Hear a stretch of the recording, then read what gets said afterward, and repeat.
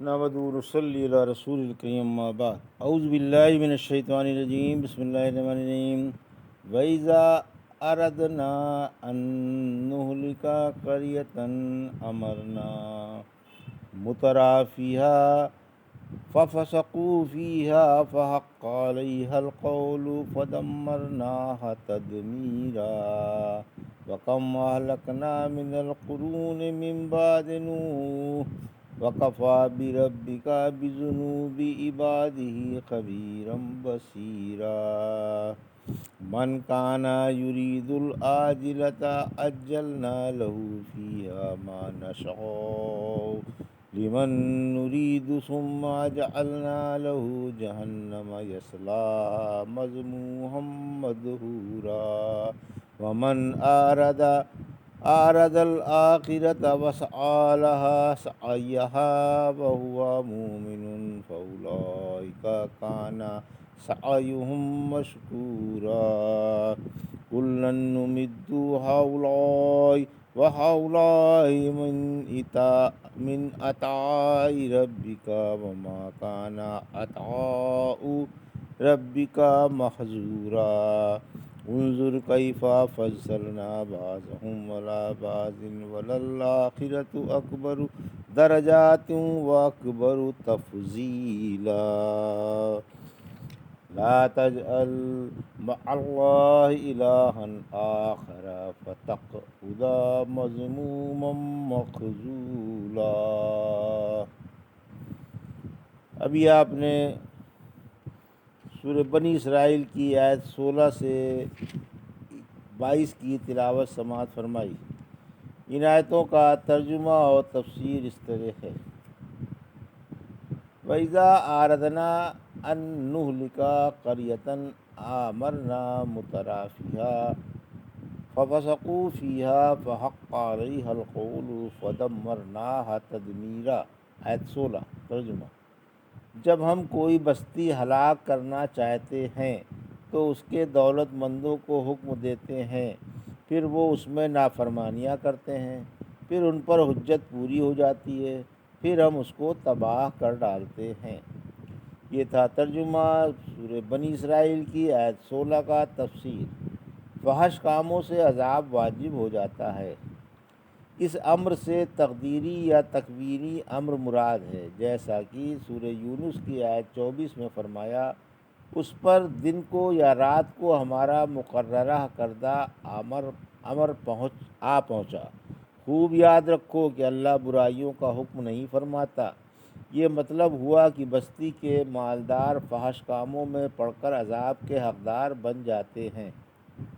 وَكَمْ أَهْلَكْنَا مِنَ الْقُرُونِ مِن بَعْدِ نُوحٍ وَكَفَىٰ بِرَبِّكَ بِذُنُوبِ عِبَادِهِ خَبِيرًا بَصِيرًا۔ آیت 17 ترجمہ: ہم نے نوح علیہ السلام کے بعد اکثر قومیں غارت کر دیں، اور آپ کا رب اپنے بندوں کے گناہوں سے کافی خبردار اور بہت ہی دیکھنے بھالنے والا ہے۔ یہ ترجمہ تھا آیت 17 کا تفسیر۔ قریش کو دھمکی۔ قریش کو، جو رحمت عالم صلی اللہ علیہ وسلم کو نہیں مانتے تھے، ڈرایا جا رہا ہے کہ حق تعالیٰ نے قوم نوح کے بعد بہت سی جھٹلانے والی قومیں ہلاک کر دیں۔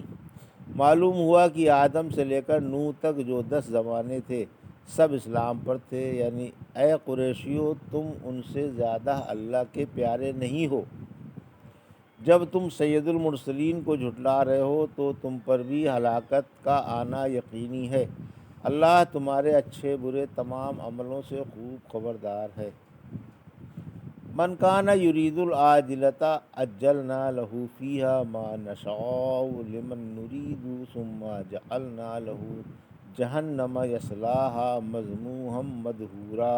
آیت 18 ومن أعرض الآخرة وسعى لها سعيها وهو مؤمن فأولئك كان سعيهم مشكورا۔ آیت 19 ترجمہ: جو شخص دنیا چاہے، ہم ایسے شخص کو جس کے واسطے جس قدر دینا چاہیں گے فی الحال دے دیں گے، پھر اس کے لیے جہنم مقرر کر دیں گے، جس میں وہ ذلیل و بدحال ہو کر جائے گا۔ اور جو آخرت چاہے اور اس کے لیے جتنی کوشش کرنی چاہے کرتا رہے، اور ہو بھی ایمان والا، ایسے لوگوں کی یہ کوشش قبول کر لی جائے گی۔ یہ تھا ترجمہ آیت 18 اور 19 کا تفسیر۔ طالب دنیا کی ہر خواہش پوری نہیں ہوتی۔ 18 یعنی پرستار دنیا کی ہر خواہش کا پورا ہونا ضروری نہیں ہے، اس کی وہی دنیاوی خواہش پوری ہوتی ہے جسے اللہ چاہتا ہے، اور اس خواہش کو بھی جس قدر اللہ چاہتا ہے پورا کرتا ہے۔ پھر ایسے بدبخت آخرت میں محروم رہ جاتے ہیں، اور یہ آخرت میں جہنم میں چاروں طرف سے گھرے ہوئے ہوں گے، اور جہنم کی زبردست و ہولناک پکڑ سے بدحال و سراسیمہ ہوں گے، اور اللہ کی رحمت سے دور و مہجور اور ذلیل و مقہور ہوں گے، کیونکہ انہوں نے فانی کو باقی پر ترجیح دی۔ رحمت عالم صلی اللہ علیہ وسلم نے فرمایا، جس کا آخرت میں اچھا گھر نہیں، دنیا اسی کا گھر ہے، اور جس کا آخرت میں مال نہیں، دنیا اسی کا مال ہے، اور دنیا وہی جمع کرتا ہے جو عمل سے کوڑا ہوتا ہے۔ آیت 19 طالب آخرت کی کوشش مقبول ہے، یعنی جو آخرت کا گھر اور وہاں کی سدا بہار نعمتیں اور خوشیاں حاصل کرنا چاہے، اور باقاعدہ رسول وقت کی تابعداری کر کے آخرت کی کوشش کرے، اور اس کے دل میں ثواب کا یقین بھی ہو، ایسے لوگوں کی کوششیں مقبول ہوں گی۔ کلن نمد ہؤلاء و ہؤلاء من عطاء ربک وما کان عطاء ربک محظورا۔ آیت 20 انظر کیف فضلنا بعضهم علی بعض وللآخرۃ اکبر درجات و اکبر تفضیلا۔ آیت 21 ترجمہ ہم ان میں سے اور ان سے ہر ایک کی آپ کے رب کے انعام سے مدد کرتے ہیں، اور آپ کے رب کی نعمتیں بند نہیں ہیں۔ دیکھیے ہم نے بعض کو بعض پر کس طرح فضیلت دی ہے، واقعی آخرت درجوں اور فضیلت کی حیثیت سے بہت بڑی ہے۔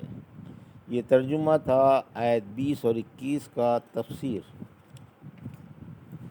طالب دنیا و آخرت دونوں کو نیتوں کے مطابق ملتا ہے۔ آیت 20 یعنی ہم طالب دنیا اور طالب آخرت دونوں میں سے ہر ایک کو بڑھاتے رہتے ہیں، اور اپنے انعامات سے ان کی مدد کرتے رہتے ہیں۔ اللہ ایسا حاکم و متصرف ہے جو قطعاً ظلم نہیں کرتا، اور ہر ایک کو اس کی صلاحیت کے مطابق سعادت و شقاوت اور نیت کے مطابق دین اور دنیا عطا فرماتا ہے۔ اس کا حکم کوئی ٹال نہیں سکتا، اور اس کا انعام کوئی روک نہیں سکتا، اور نہ کوئی اس کے ارادے کو بدل سکتا ہے۔ اللہ کا فیض عام و ہمگیر ہے، اور نہ کم ہوتا ہے اور نہ بند ہے۔ آیت 21 دنیا اور آخرت میں فرق مراتب، یعنی ہم نے دنیا میں ایک کو دوسرے پر فضیلت دی ہے۔ کوئی مالدار ہے، کوئی نادار ہے، کوئی اچھا ہے اور کوئی برا، کوئی معمولی درجے کا ہے اور کوئی اعلیٰ درجے کا، کوئی کم سنی میں مر جاتا ہے اور کوئی عمر طبعی یا درمیانی عمر پاتا ہے۔ جب درجوں میں لوگ دنیا میں یکساں نہیں تو آخرت میں تو کہنے ہی کیا ہے۔ آخرت میں فرق مراتب پوری شباب پر ہوگا۔ کچھ تو جہنم کے گڑھوں میں طوق و سلاسل میں جکڑے ہوئے جل بھن رہے ہوں گے، اور کچھ جنتی محلوں میں موج اڑا رہے ہوں گے۔ پھر جنت والوں میں بھی فرق مراتب ہوگا، اور جہنم والوں میں بھی۔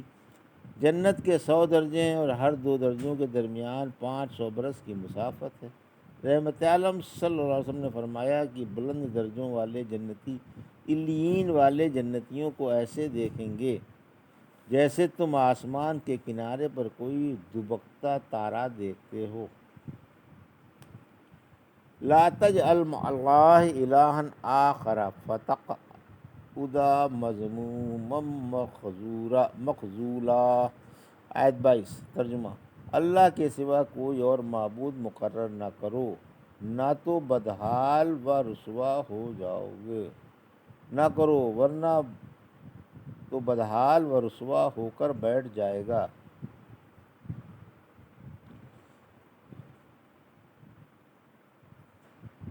اللہ کے سوا کوئی اور معبود مقرر نہ کرو، ورنہ تو بدحال و رسوا ہو کر بیٹھ جائے گا۔ یہ ترجمہ تھا آیت 22 کا تفسیر۔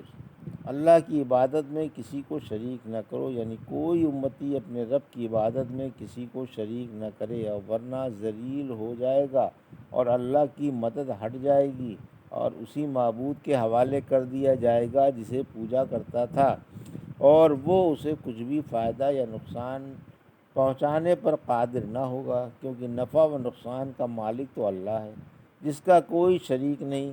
رحمت عالم صلی اللہ علیہ وسلم نے فرمایا، جسے فاقہ کی نوبت آ جائے اور وہ لوگوں سے مانگ کر اپنی ضرورت رفع کر لے تو اس کا فاقہ رفع نہ ہوگا، اور جو اللہ کے آگے گڑگڑائے اور اس سے مانگے تو اللہ اس کے پاس جلدی یا دیر سے تونگری بھیج دے گا۔